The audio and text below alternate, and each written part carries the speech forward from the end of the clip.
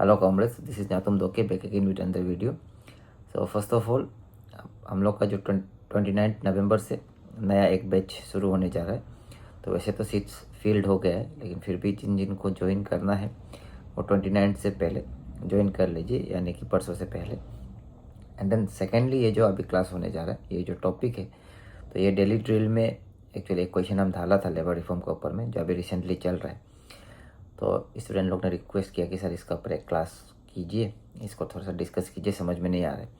तो हम लोग का जो क्लास होता है पीपीएससी का, उसमें यूजुअली हम लोग आफ्टर डिस्कसिंग कन्वेंशनल टॉपिक्स, तो हम लोग एवरी डे या वीक में ट्वाइस या थ्राइस हम लोग जो करंट अफेयर्स का इश्यूज होता है उसको हम लोग क्लास के एंडिंग में हाफ एन आवर हम लोग डिवोट करके हम लोग उसको डिस्कस करते हैं। तो ये जो टॉपिक है, ये बेसिकली हम लोग का जो लाइव क्लासेस में किया हुआ टॉपिक है, तो उसको हमने एडिट करके निकाल के आप लोग के लिए डाल रहा है। एंड देन जिस चीज़ को क्लास ज्वाइन करना है एपीपीएससी का, आप लोग अभी परसों तक ज्वाइन कर सकता है। तो लेट्स स्टार्ट द क्लास। पहले हम लोग कहते 29 लेबर लॉस था। इसमें क्या है कि 29 लेबर लॉस जो था उसको चार बना दिया, यूनिफाई कर दिया। That is the first thing. चार क्या क्या है basically? Code of wages, and then code of social security, code of social security, and then industrial relation. उसका बाद नेक्स्ट है ऑक्यूपेशनल सेफ्टी वाला, एंड वर्किंग कंडीशन। ये अभी का बात नहीं है, पहले से 2019-20 में ही 20 में ही आ चुका था। ठीक है, तब हम भी समझ में नहीं आया ना, तो हम भी नहीं समझ में आता था। और से कोड, तो ऐसे क्वेश्चन कैसे आएगा? मतलब question just why labour code is important. ठीक है, एंड देन जो 4 लेबर कोड आया है उसका डिटेल यूजुअली नहीं आएगा कि उसका अंदर में क्या है।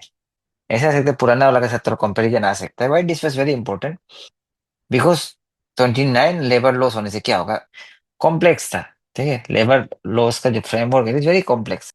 आपका कॉम्प्लायंस कॉस्ट भी बढ़ता है एम्प्लॉयर का ऊपर में। तो ये चीज सिंप्लिसिटी नहीं है इसमें। अब मतलब security, social security they should have, तो वो सब का भी क्लियर नहीं है ना। तो बहुत सारा है, नहीं ऐसा नहीं है, लेकिन हैप्पीजार्ड मैनर में था। तो ये चीज होगी। ठीक है, तो ये जैसे एम्प्लॉयर लोग को तकलीफ नहीं है, सबको ही तकलीफ है, लेबर लोग को भी तकलीफ था ना। तो दीज आर द थिंग्स। तो क्या क्या हुआ है अभी थोड़ा सा उसको देख लेते हैं। 4 लेबर कोड्स के अंदर क्या क्या है उसको देखेंगे, then we will do a comparison. ठीक है, तो फर्स्ट है कि ये क्या कब आया था? बेसिकली 2019-20 में ही आ चुका था, एज आई से।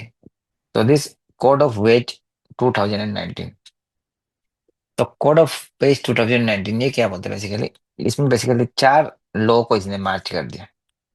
ठीक है, जो वेज के साथ डील कर रहा था ना। तो एक था पेमेंट, ये सबको आपको याद रखना जरूरी नहीं है, फिर भी हम बता दे रहे हैं क्लास का। उसमें पेमेंट ऑफ वेज एक्ट एक था। ठीक है, उसके बाद दूसरा था मिनिमम वेज एक्ट। ये सब डीपीएसपी को इम्प्लीमेंट करने के लिए बनाया, लास्ट टाइम बताया था ना, मिनिमम वेज एक्ट। ठीक है, फिर एक है पेमेंट ऑफ बोनस एक्ट। उसके बाद और है इक्वल इक्वल रेमुनरेशन एक्ट। ऐसे करके 4 एक्ट है। जब हम लोग ढूंढता है वेज के बाद, जब हमको पूछता है, तब हम ढूंढने से इतना सारा मिलता है। तो इतना सारा को कंसोलिडेट कर दिया ये कोड ऑफ वेज के अंदर में 2019 ना। तो ये चीज हो गई। तो इसमें क्या आया, एक यूनिफॉर्म डेफिनेशन आया।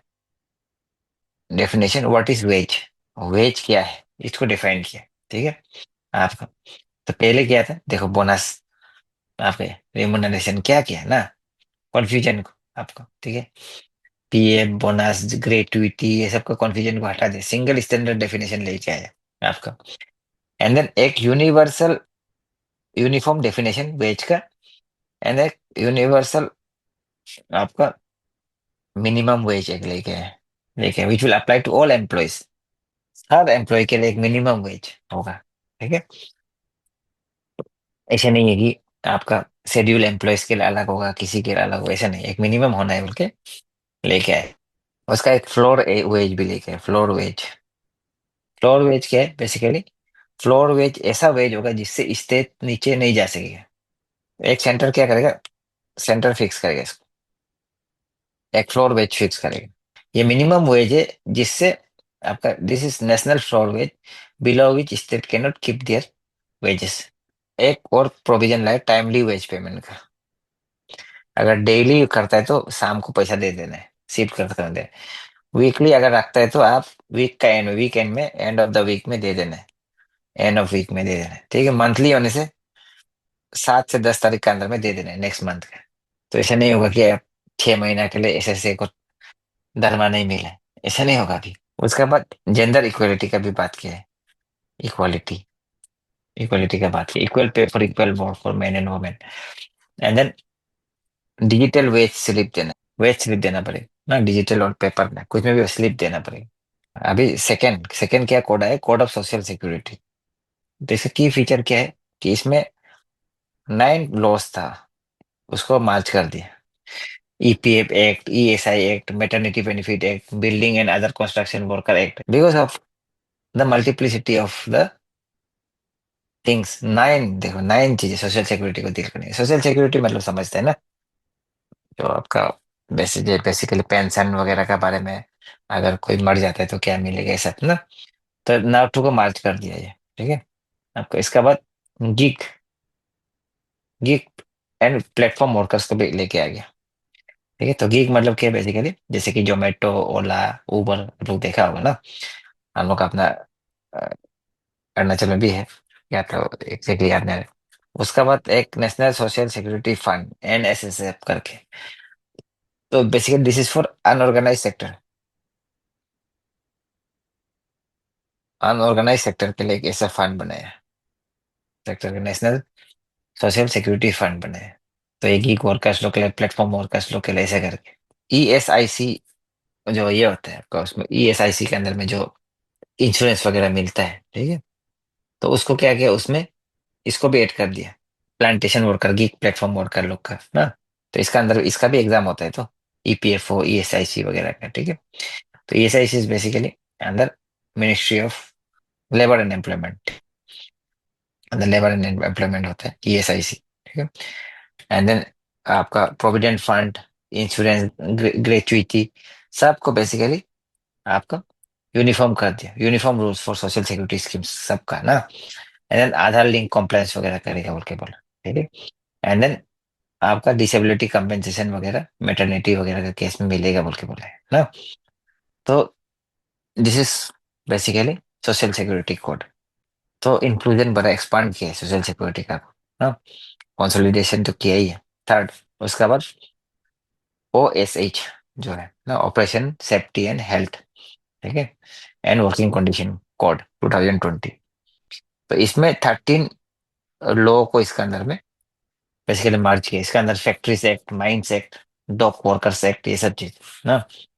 इसमें क्या क्या है, आपका common standards for occupational safety. अभी देखो, फैक्ट्री में हम लोग कोई काम करता है, माइन में काम करता है, क्या पहन के करता है, कुछ भी नहीं पहन के करता है, कोई सेफ्टी मेजर्स है ही नहीं ना। तो इसलिए इसने किया common safety measures, safety standards for occupational safety across sector, safety across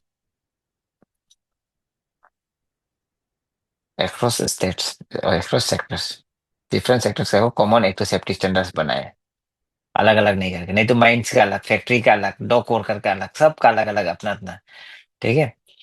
तो सिंगल लाइसेंस करेगा बोल के, single licence registration and licensing को सिंप्लीफाइड किया है। सिंगल लाइसेंस करेगा फैक्ट्री के लिए, फैक्ट्री के लिए हो गया, या कॉन्ट्रैक्ट लेबर के लिए, इंटर स्टेट माइग्रेंट वर्कर के लिए, ऐसा करके ना। उसका वर्किंग आवर्स वर्किंग आवर्स को बेसिकली हैजर्डस इंडस्ट्रीज में फिक्स किया है, ठीक है। डिफाइंड डिफाइंड किया, daily and weekly working hours को लिमिट कर दिया। ओवर टाइम का प्रोविजंस भी रखा है, अगर ओवर टाइम कराते तो एक्स्ट्रा पैसा भी मिलना है ना। उसके बाद आपका free mental pre pre health checkups वगैरह होना है, ठीक है। तो ये चीज बोला। एंड देन क्रैच फैसिलिटी होना है। अगर 50 या 50 से ज्यादा वाला कोई वर्कर वाला कोई ये है, आपका फैक्ट्री वगैरह है, तो उसमें बेसिकली क्रैच फैसिलिटी होना है, बच्चा को रखने का ना। क्लीन ड्रिंकिंग वाटर होना है, टॉयलेट होना है, कैंटीन रिक्वायरमेंट्स, कैंटीन भी होना है, ठीक है। उसका inter state inter state migrants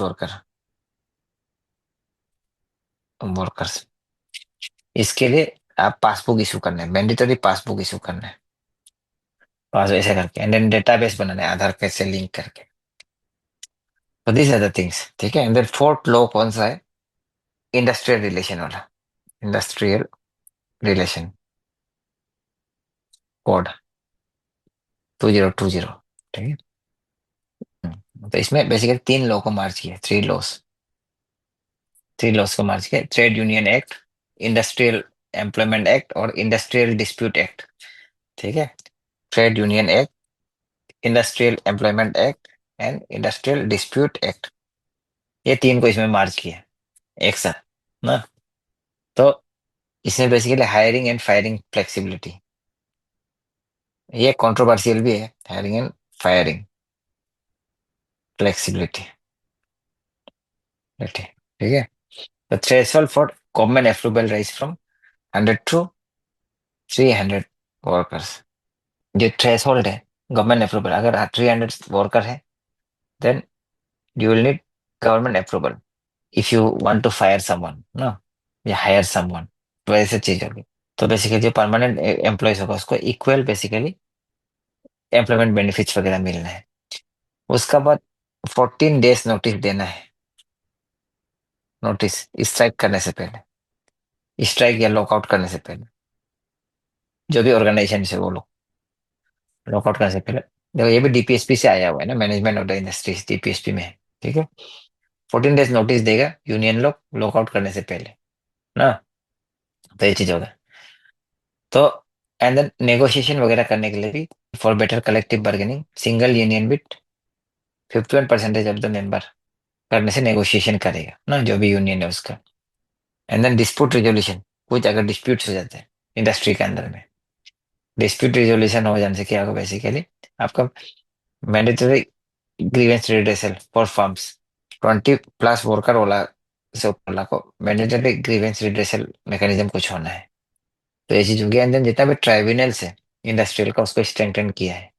तो हर चीज को बेसिकली प्रोसीड्यूर को इजी किया है, क्लोज करने का, इंडस्ट्री को बंद करने का प्रोसीड्यूर को भी इजी किया है। एंड देन बंद करने से वर्कर लोग को अगर किसी को रिट्रेंच कर ले, निकाल लिया, तो उसको भी कॉम्पेंसेशन वगैरह प्रॉपर देना है, बल्कि उसको भी बढ़ाया है, ठीक है। तो ये चीज था आपका। तो स्ट्रिक्ट बेसिकली क्या हुआ, स्ट्राइक का रूल को स्ट्रिक्ट किया है ना, नोटिस देने, बल्कि जहाँ था अभी कल ऑफिस बंद बंद से बंद नहीं होगा, ठीक है। तो ये चीज होगी, दिस आर द थिंग्स ना। तो इसमें अभी जैसे कि when we talk about its importance, first है सिंप्लीफिकेशन, सिंप्लीफिकेशन ना। तो इंडियन लॉज को एक साथ लेके आएगी, easier to understand, follow and enforce. तो एथिक्स का क्लास में हम लोग क्या देखा था, जो अच्छा लॉ कैसा होना है, इट्स नेपोलियनिक प्रिंसिपल्स को फॉलो करना है ना, पॉकेट में घुस जाना है, it should be understood even by the layman, and then it it can be fit into the pocket of a court, ठीक है। नेपोलियनिक कोड को हम लोग देखा था एथिक्स क्लास में।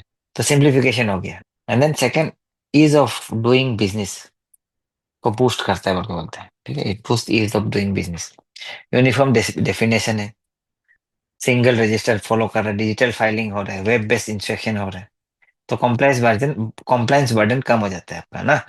नहीं तो बिजनेस में क्या आ जाएगा, अब जैसे आपका फैक्ट्री में कोई इंस्पेक्टर आते रहेगा, टैक्स एंड एक्साइज वाला इंस्पेक्टर आएगा, ठीक है, टैक्स वाला इनकम टैक्स का इंस्पेक्टर आएगा, ऐसे आते रहने से क्या होगा, आपका क्वालिटी चेक करने आते रहने से क्या होगा, आपको ये क्या बोलते हैं, पुलिस राज जैसा होता है ना, कुछ दे के भेजना पड़ेगा, चाय पानी पिलाओ, ठीक है।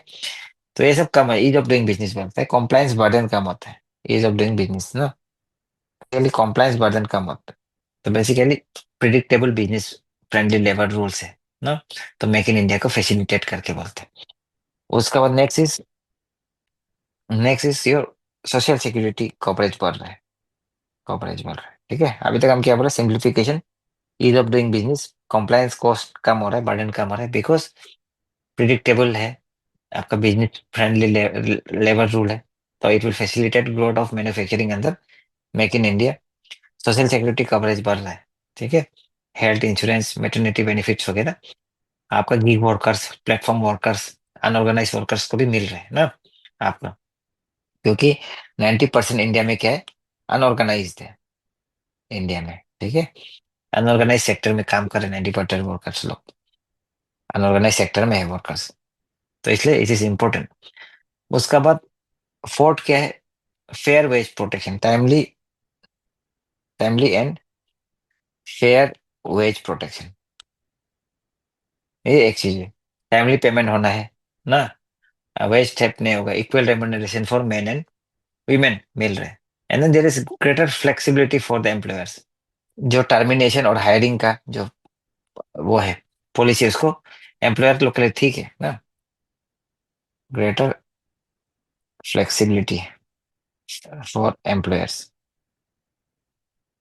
क्योंकि 300 से अप टू 300, ठीक है। तो जो हायरिंग एंड टर्मिनेशन का है, इट विल बी इजियर। 300 का बाद क्या होगा, गवर्नमेंट से पूछना पड़ेगा ना। 300 तक उनसे हायरिंग और टर्मिनेशन इज इजी, लेकिन 300 से ऊपर वाला का क्या करेंगे, दे हैव टू आस्क। पहले 100 था तो 100 से ऊपर उनसे पूछना पड़ सकता है, तो एम्प्लॉयर लोग के लिए ठीक है ना। And then fix term employment को भी it enables. And then working condition को अच्छा करना है। वर्किंग कंडीशन देखो, सब आपको जो चार से वहां से निकल रहे तो वर्किंग कंडीशन, सेफ्टी मेजर्स है, वर्किंग आवर्स को रेगुलेट कर रहा है, हेल्थ चेकअप करना है बोल के बोला है, बेसिक बेसिक फैसिलिटी होना है, माइग्रेंट वर्कर को आपको पासबुक देना है, ये सब बोला है ना। तो basically it promotes formalisation also of workforce. ठीक, मैंडेटरी डॉक्यूमेंट्स का डॉक्यूमेंटेशन का बात कर रहा है, अपॉइंटमेंट लेटर देना है, डिजिटल रिकॉर्ड रखना है बोल के बोल रहा है, तो फॉर्मलाइजेशन ऑफ इकोनॉमी में जाएगा ना। एंड देन स्ट्राइक वगैरह करने का, ले ऑफ वगैरह करने का, कॉन्फ्लिक्ट रिजोल्यूशन के लिए भी काम किया है, तो basically it enhance industries as well. Strike का टाइमलाइन देना है ना, स्ट्राइक करने से पहले 14 दिन का। तो लेबर इंडस्ट्री रिलेशन को बेसिकली ये क्या कर रहा है, प्रोटेक्ट कर रहा है, ठीक है, और मतलब पीसफुल बना रहा है। तो ये चीज हो गया। तो प्रॉब्लम क्या है इसमें, वीकनिंग ऑफ ट्रेड यूनियन, ठीक है। आपको स्ट्राइक क्या करे, बेसिकली 14 डेज नोटिस देना है, तो 14 डेज नोटिस देना है। कॉन्सिलिएशन के समय बैंक करे, कलेक्टिव बार्गेनिंग करने के लिए डिफिकल्ट हो रहा है, ठीक है। आपका recognition of a single negotiation union, ठीक है, जिसका 51+ मेंबरशिप होगा, उसको बेसिकली क्या करना पड़ेगा, आपको नेगोशिएशन यूनियन एक होगा ना जिसका 51+ मेंबरशिप होगा परसेंटेज का, तो छोटा छोटा यूनियन लोग का इंपॉर्टेंस कम हो जा रहा है, that is one thing. Second, increase flexibility but reduce job security, ठीक है। तो क्या इसका मतलब, जैसे कि पहले 100 आदमी से, जिसका भी 100 आदमी है इंडस्ट्रीज लोग का, उसको क्या करना था, 100 आदमी वाला लोग को से ऊपर वाला को फायर एंड हायर करने से पहले क्या करना था, किसी को निकालने से पहले गवर्नमेंट को पूछना पड़ता था ना, अप्रूवल लेना पड़ता था। अभी लेकिन क्या हो गया, 300 होना पड़ेगा, तो ये लोग 100 वाले लोग तो आराम से निकाल देगा किसी को, ठीक है। हायर एंड फायर रेजिम वाला बेसिकली इंडस्ट्रियल वर्कर के लिए नेगेटिव इम्पैक्ट हो सकता है बोल के। And then fix term employment भी क्रिएट कर रहा है, तो फिक्स टर्म मतलब, एंड देन परमानेंट जॉब्स वो अलग है। फिक्स टर्म वाला जैसे कि 6 महीना के लिए किसी को रखा, 5 महीना के लिए, ठीक है, ऐसे वाला लोग ना। तो ऐसे वाला क्या करेगा, ऐसे वाला जॉब होने का वजह से it will firms will avoid creating permanent jobs. तो ये एक चीज बोला है। उसका सोशल सिक्योरिटी का भी क्रिटिक्स लोग बोला है कि जो सोशल सिक्योरिटी है, सोशल सिक्योरिटी को basically geek geek and platform workers को लेके आया जरूर है, गीक लोग को ना, गीक वाला लोग को, लेकिन आपका गारंटीड नहीं है, नॉट गारंटीड है, गारंटीड नहीं है आपको। एंड फंडिंग कहाँ से होगा, funding mechanism that is also not guarantee आपका। तो ये सब चीज था आपका। एंड देन आपका लेबर क्या है, लेबर कौन सा लिस्ट में है वैसे, लेबर कंकरेंट लिस्ट में है, कंकरेंट लिस्ट का सब्जेक्ट है। तो कंकरेंट लिस्ट होने से क्या होगा, स्टेट जो सेंटर जो मॉडल वाला बनाएगा, तो स्टेट अपना रूल्स बनाना पड़ेगा। The code needs states rule to be effective.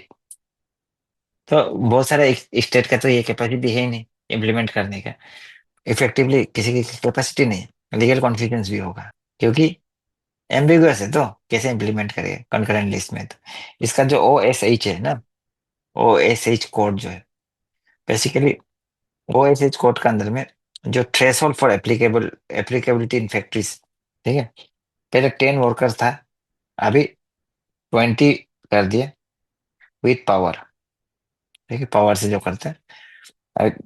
पहले 10 वर्कर होने से आप क्या करना पड़ता था, सोशल सिक्योरिटी कवरेज देना पड़ता था फैक्ट्रीज में ना, एंड देन कुछ कुछ फैसिलिटी देना पड़ता था। अभी उसको उल्टा क्या करते, 10 वर्कर से 20 कर दे, जो पावर यूज करने वाला हो ना, and then non power use करने वाला में 20 से 40 विदाउट पावर। पावर मतलब बेसिकली ये जो बड़ा बड़ा मशीन पावर यूज कर, तो एंड देन बहुत सारा स्मॉल यूनिट्स को एक्सक्लूड भी कर दिया। तो जैसे कि जो वर्कर्स है, तो it will leave many workers outside safety and welfare provisions and working codes. Working hours, working hours को बेसिकली क्या किया, 12 आवर शिफ्ट अलाउ किया है, 12 आवर शिफ्ट भी अलाउ किया है आपका। तो 12 आवर शिफ्ट क्या करे, ओवर टाइम का पैसा देके ना, ओवर टाइम देगा, ठीक, ओवर टाइम कंडीशंस पैसा देगा। लेकिन ये वन से भी एक्सप्लॉइटेशन है, एलियनेशन होगा, कार्ल मार्क्स जो बोलते हैं, फैटिग होगा, एक्सीडेंट्स हो सकते हैं ना। अब 8 घंटा काम कर पढ़ने के बाद, 6 घंटा पढ़ने के बाद स्टूडेंट लोग का माथा घूम जाता है, तो फैक्ट्री में 8-12 घंटा काम करने का फैटिग होकर एक्सीडेंट हो सकता है। तो ये चीज है, कॉन्ट्रैक्ट लेवल लोग के लिए प्रोविजंस कम है। एंड देन और एक क्या है, फेडरलिज्म के लिए खतरा है, सेंट्रलाइजेशन का रिस्क है। सेंटर ऐसे स्टेट का पावर बनाने का जगह में सेंटर बनाते रहेगा, स्टेट का ऑटोनॉमी है ना पावर बनाने का लेवल में अपना, ठीक है, क्यों सेंटर बना रहे। तो दिस आर द थिंग्स। तो ये हो गया आपका बेसिकली लेबर रिफॉर्म्स का